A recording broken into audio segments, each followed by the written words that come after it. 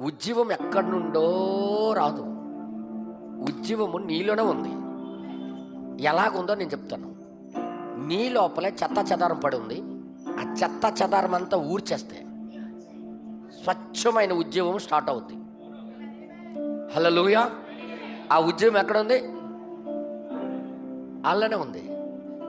ఈ ఇశ్రాయేలు అందరూ కూడా బయలుదేరింది ఏంటి తెలుసా? దేవుని యొక్క దేవాలయం కట్టడానికి. మా దేవాలయం పడిపోయింది, మా దేవుడు కనబడేవాడు అక్కడ, మా దేవుడు వచ్చి మాట్లాడేవాడు, అది పోగొట్టుకున్నాం కాబట్టి మనం వెళ్ళి కట్టుకుందామంటే, ఒరే దేవుని దేవాలయం కట్టక ముందు చేయవలసింది ఏంటో తెలుసా? నువ్వు క్లియర్ అవ్వు. ఫస్ట్ ముందు నువ్వు క్లియర్ అవ్వు. దేవుని యొక్క దేవాలయము తర్వాత ఆయన బయలుపరుచుకుంటాడు, వదిలే. ముందు నువ్వు క్లియర్ అవ్వకుండా నువ్వు ఎలాగ దేవుని దేవాలయం అవుతావు? ముందు వాక్యానుసారంగా నువ్వు ముందు కట్టబడు. నువ్వు కట్టబడిన తర్వాత దేవాలయం కడదు. చాలామంది ఏమనుకుంటామంటే, దేవుడికి మేము చూపించడానికి క్రైస్తులుగా వచ్చామంటారు. అది చూపించక ముందు క్లియర్ చేయి. నీ జీవితం ముందు క్లియర్ చేయి. అందుకే ఏమంటాడు చూద్దాం. 16వ పేర అందులోనే ఆ వర్తమానంలోనే 16వ పేర మనం చదివితే, దయచేసి మీరు అందరు చూడాలని కోరుతున్నా. దయచేసి ఇశ్రాయేలీయులు పెళ్లి చేసుకున్నప్పుడు వేరొక అన్య జనాంగములోనున్న వారిని వివాహము చేసుకొని వారితో కలిసిపోకూడదని మనం ఇక్కడ కనుగొంటిమి. ఏం చేస్తున్నాడు ఆయన? ఇశ్రాయేలు వివాహము చేసుకున్నప్పుడు వేరొక అన్య జనాంగంలోనున్న వారిని వివాహం చేసుకొని వారితో కలిసిపోకూడదని మనం కనుగొంటాం. అంటే ఎట్టి పరిస్థితుల్లో కలవకూడదు. నెక్స్ట్ తర్వాత వారి వివాహ సంబంధాలు వారిలో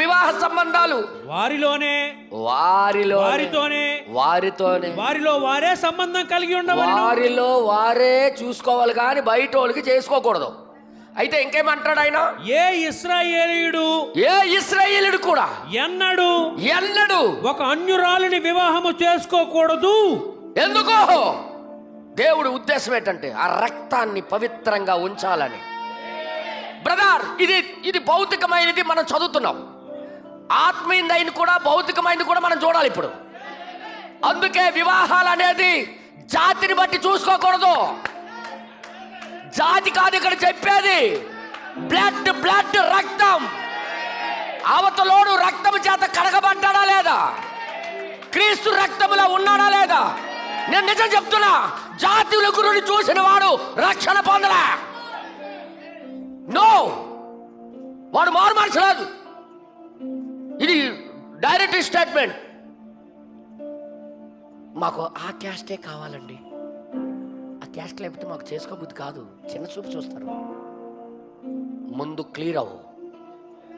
నువ్వు రక్తంతో కడగబడు. ఫస్ట్ రక్తంతో కడగబడిన వాడు జాతులు చూడరు, క్యాస్ట్ చూడరు. వారికి కావలసింది అవతలోడు క్రీస్తు రక్తము చేత కడగబడ్డాడా లేదా. నో క్యాస్ట్ చోటు. ఈరోజు చాలా మంది వర్తమాన పాస్టర్లు మా దగ్గర పలానా క్యాస్ట్ వాళ్ళు ఉన్నారు,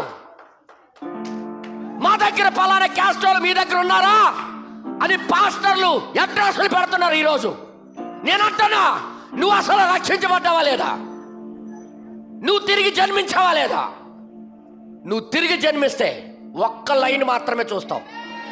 నా ప్రభువు చూసినట్టుగా, నా తండ్రి చూసినట్టుగా రక్తం కరెక్ట్గా ఉందా లేదా, వాడు తిరిగి జన్మించాడా లేదా, అదే మన క్యాస్ట్. దేవుని నామానికి మహిమ కలుగును గాక. నేను ఎంత గింజుకొని ఆయన ఎంత పెద్ద పాటలకారో లేకపోతే ప్రసంగికుడో లేకపోతే ఎంత సువార్థికుడో నేను లెక్క చేయను. ఆయనకు మారు మనసే లేదు. నేను ఈ వర్తమానం ద్వారా నిరూపిస్తాను. వారికి కావలసింది దేవుని యొక్క లైన్, దేవుడు కోరుకునే లైన్. హల్లెలూయా. వారికి కావలసింది ఆ లైన్.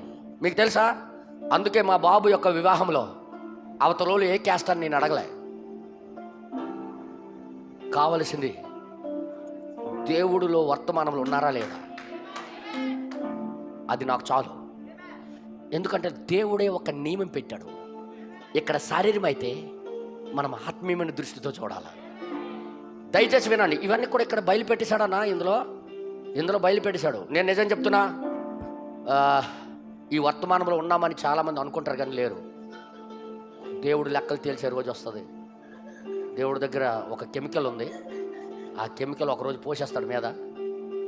ఇసిరిన తర్వాత, ఇన్నాళ్ళు ఎంత గొప్ప పరిచర్య చేసావు బెదరు, నువ్వు ఇదా లోపల, అమ్మ నాయన నువ్వు ఇదా, అమ్మా నువ్వు ఎన్ని రోజులు ఇన్ని ఇదన్నావు అదన్నావు, ఓ యేసుప్రభు అంటే గొప్ప ఇష్టమండి అన్నావు, తీరమోసి ఇదా ఇదా. నా సహోదరులరా, వాళ్ళు తీసుకున్న యవ్వనములో తీసుకున్న నిర్ణయం వాళ్ళకి బ్రేక్ పడింది. యవ్వనస్తులుగా ఉన్నప్పుడు తీసుకున్న ఆ నిర్ణయాలకి ఇక్కడ బ్రేక్ వేశాడు ఎజ్రా. ఎజ్రా బ్రేక్ వేశాడు. పెద్ద పెద్ద నాయకులుగా చలామణి అవుతున్నారు. లీడర్స్ సంఘాల్లో పెద్ద పెద్ద సేవకులుగా చలామణి అవుతున్నారు. రాంగ్ రూట్లో ఉన్నారని దేవుడు చూపించాడు ఆయన్ని. ఆయన డీకన్ అవ్వచ్చు, ట్రస్టీ అవ్వచ్చు, సంఘ పెద్ద అవ్వచ్చు, పాస్టర్ అవ్వచ్చు, స్వార్థకుడు అవ్వచ్చు, బోధకుడు అవ్వచ్చు, లేక సాంగ్ లీడర్ కావచ్చు. ఎవడైతే ఎక్కువలే రాంగులో ఉన్నాడు వాడు. బైబిల్ చెప్తుంది ఎజ్రా 9:1 ఈ సంగతులు సమాప్తమైన తరువాత పెద్దలు నా యొద్దకు వచ్చి, ఎవరొచ్చారు? పెద్దలు పెద్దలు వచ్చారు. అక్కడికి వచ్చేమంటారు? ఇశ్రాయేలీయులు, యాజకులు, లేవీయులు, కనానీయులు, హిత్తీయులు, పెరిజీయులు, యెబూసీయులు, అమ్మోరీయులు, మోయాబీయులు, ఐగుప్తీయులు, అమ్మోరీయులు అను దేశపు జనములలో నుండి తమ్మును తాము వేరుపరుచుకొనక, ఒక ప్రత్యేకమైన రీతిలో బ్రతకక, అలాంటి బుద్ధులే ఈరోజు కూడా డినామినేషన్ బుద్ధులే, ఈరోజు కూడా సమస్తల బుద్ధులే. సమస్తలో ఏంటి? బబులోన్. అది సమస్తలు ఎవరు నియమించాడు? దయ్యము నియమించింది. వాళ్ళు అక్కడ ఏం చూస్తారు? క్యాస్ట్, డబ్బు, ధనము, ఇల్లు, పొల్లు, ఉందా లేదా, వెనకాల ఎంత, ఏది, ఊది, అది అని చూసిన తర్వాత లెక్కలేసుకొని ఓకే వాళ్ళతో బయట ప్రత్యేకంగా వాళ్ళకన్నా స్పెషల్గా బ్రతకమని వీళ్ళకి వర్తమానం ఇస్తే వాళ్ళలాంటి బుద్ధులే చూపిస్తున్నారు వీళ్ళు. బ్రదర్, ఈ వర్తమానం నువ్వు అనుకున్నట్టుగా ఉంటుందని ఎప్పుడు అనుకోకండి. యవనస్తులారా, ఇప్పుడు మీ వంతు వచ్చింది. ఇప్పుడు నువ్వు ప్రత్యేకించుకొని బ్రతుకుతావో ఆ రెండవ రాకడ దేవుడి యొక్క ప్రత్యక్షతను చూపించడానికి నీ జీవితం వర్తమానం చెప్పినట్టుగా కట్టుకుంటావో, నిర్మించుకుంటావో, లేక బయట ప్రపంచాలు చూపించుకున్నట్టుగా నువ్వు చూపించుకుంటావో అది నీ చేతిలో ఉంది. Same junction. ఈ మాటలు చూసే ప్రవక్త ఎర్రబారిపోయింది. ఆయన ముఖం ఎర్రబారిపోయింది. ఎజ్రాదే దేవుడి ముందుకెళ్ళాడు. ఏంటి ప్రజలు వర్తమానం అంటారు, వర్తమానంలో ఉన్నామంటారు, ఇలాంటి స్వభావాలతో బయట ప్రపంచం యొక్క స్వభావాలతో జీవించడం ఏంటి? ఒక రూల్లోకి రావాలి ప్రభువా, ఇది చాలా పాపము ప్రభువా. మేము క్రీస్తు రక్తం ఒక్కటే క్రిందకి రావాలి, కానీ పరిశుద్ధమైన రక్తంతోనే ఉండాలి. కానీ ఈ క్యాస్టులు కూడా వచ్చేసింది ప్రభువా. అమ్మోరీలు ఇదొక జాతి మాట్లాడరేటే, మోయాబీలు ఇదొక క్యాస్ట్ మాట్లాడరేటే,